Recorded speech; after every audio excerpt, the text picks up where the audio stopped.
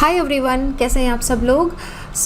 ई filing portal एक income tax appellate tribunal के लिए नया स्टार्ट करा गया है, जिसे इत्ते दीवार बोला गया है। इसको किसी मुगल टर्म से कंफ्यूज मत करना, ठीक है। I know at first when you read इत्ते दीवार तो ऐसा लगता है कोई मुगल टर्म होगी, but ITAT is the name for the income tax appellate tribunal, that is ITAT, okay. और ई द्वार बोला गया है, ई द्वार इसलिए बोला गया है क्योंकि ई एक ये फाइलिंग पोर्टल है, इसलिए इसको ई द्वार बोला गया है, ठीक है।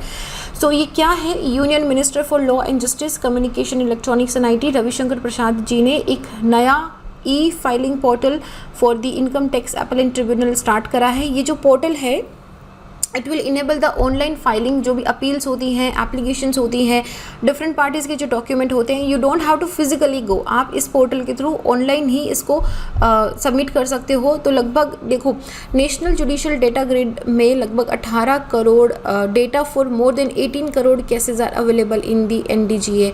और ये इन्होंने सजेस्ट करा है कि हम ITAT को NJDG जो नेशनल जुडिशियल डेटा ग्रिड है इसके साथ में इसको कंबाइन कर देते हैं, इंटीग्रेट कर देते हैं केसेस को। तो ये जो पोर्टल है इत्ते द्वार, ये इसका एम क्या है कि एक्सेसिबिलिटी, अकाउंटेबिलिटी एंड ट्रांसपेरेंसी को इन्हांस करेगा। एक्सेसिबिलिटी कैसे करेगा, देखो एक तो वैसे भी लॉकडाउन चल रहा है, you are very afraid to go out, and also आपको एक्सेसिबल रखेगा कि अच्छा कितना डेटा हो गया है, कहाँ तक इसकी प्रोसेस पहुँची है, what is the tracking you can do, and accountability also कि इतना टाइम हो गया फाइलिंग करे हुए। नाउ यू कैन नॉट से कि हमारे पास फाइल नहीं पहुँची, हमारे पास डॉक्यूमेंट नहीं पहुँचा, because it is visible to you, so it will bring accountability also कि जब सब कुछ हो गया है then what is the delay, and it will also bring transparency into the day to day working of the ITAT।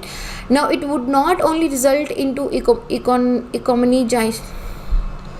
इकोनॉमिजाइजेशन of the use of paper, but क्योंकि like कम paper use होगा नहीं, as you know that with every one bundle of paper there is one tree which we are killing, ठीक है। तो वैसे भी paper कम से कम यूज़ करना चाहिए, बट इट विल ऑल्सो भी कॉस्ट सेविंग, क्योंकि इससे जो rationalisation of the fixation of cases है ना, वो जल्दी बहुत क्विकली डिपॉजिट हो जाएगा, क्योंकि every document is there and like you can just work from home very easily also, which is not going to happen. I am just giving you an example कि e filing portal जो है ये parties को electronically file, चाहे वो appeal की हो, miscellaneous applications की हो, डॉक्यूमेंट हो, पेपर वर्क हो, किसी भी तरह का हो, इलेक्ट्रॉनिकली अपलोड कर दो। जितने भी कम्युनिकेशंस होंगे रिगार्डिंग उनकी अपील के, फाइलिंग ऑफ अपील के, हियरिंग डेट कब आएगी, एडजॉर्नमेंट कब आया है, क्या प्रोक्योरमेंट हुआ है, डिस्पोजल हुआ या नहीं हुआ, ये सारी चीज़ें मोबाइल या ईमेल पे आपकी अपडेट कर दी जाएगी। ट्रिब्यूनल जो है वो आपका आपका ईमेल आईडी जब आप फिल करोगे तो definitely they will take your information also. So अब another important information is income tax appellate tribunal क्या है। ये जनवरी 1941 के अंदर as a quasi judicial institution set up करा गया था, और इसका काम यही था कि ये जो डायरेक्ट टैक्सेस होते हैं उनमें डील करेगा। तो जो ITAT जो इनकम टैक्स अपीलेट अथॉरिटी के द्वारा, this is very important, very very important, कि इसके द्वारा जो ऑर्डर पास होता है, जो जजमेंट होता है अपीलेट ट्रिब्यूनल का, वो फाइनल होता है।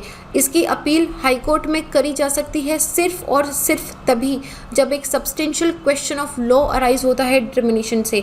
मतलब अगर आपको लॉ में दिक्कत है कि लॉ का इंटरप्रिटेशन सही नहीं हुआ है, ओनली एंड ओनली देन इसका जो अपील है वो हाई कोर्ट में डाला जा सकता है। अदरवाइज इस इनकम टैक्स अपीलेट ट्रिब्यूनल का डिसीजन फाइनल होता है। इसकी जो इंस्पिरेशन है वो निष्पक्ष, सुलभ, सत्वर, न्याय, जिसका मतलब हुआ निष्पक्ष मतलब इम्पार्शियल, सुलभ मतलब इजी वीजी, सत्वार मतलब फटाफट स्पीडी, एंड न्याय मतलब जस्टिस।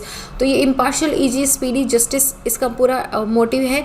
और ये this is stand out for its uniqueness, क्योंकि of imparting justice to the litigants, बहुत ही इनएक्सपेंसिव है, इजीली एक्सेसिबल है, फ्री फ्रॉम टेक्निकलिटीज़ हैं। क्योंकि जनरली बड़ा ऐसे डर लगता है कि पता नहीं कोर्ट कैसे है, क्या होगा क्या नहीं होगा, कहाँ से फाइलिंग करना, ये करना वो करना, but it is easy from all these hassles. आप इजीली उसमें अपील डाल सकते हो।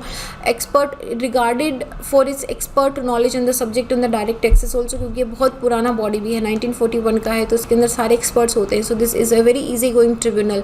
So this was a very small piece of information, but for prelims very important, for mails also very important। आप इसका जो डेटा है, आप इसको ई गवर्नेंस का जो क्वेश्चन आता है उसमें यूज़ करो। आप इसको जो केसेस या जुडिशरी को लेके अगर कोई क्वेश्चन आता है तो उसके अंदर यूज़ करो कि किस तरीके से फास्टन हो रही है, ई गवर्नेंस आ रही है, टेक्नोलॉजी इनटू द जजमेंट्स आ रही है, तो आप ये सब डेटा उसमें यूज़ कर सकते हो। देखो ऐसे छोटे छोटे एग्जाम्पल्स या केस स्टडीज़ ही होते हैं जिनसे आपका जो आंसर है वो इनरिच होता है। सडनली कोई आपको बुकलेट ला के नहीं देगा, यही छोटे छोटे एग्जाम्पल्स होते हैं जिससे जो क्वेश्चन आंसर है वो इनरिच होते हैं हमारे। ऐसे इसके अंदर आप अच्छा कोट कर सकते हो, ये सारी बातें होती है।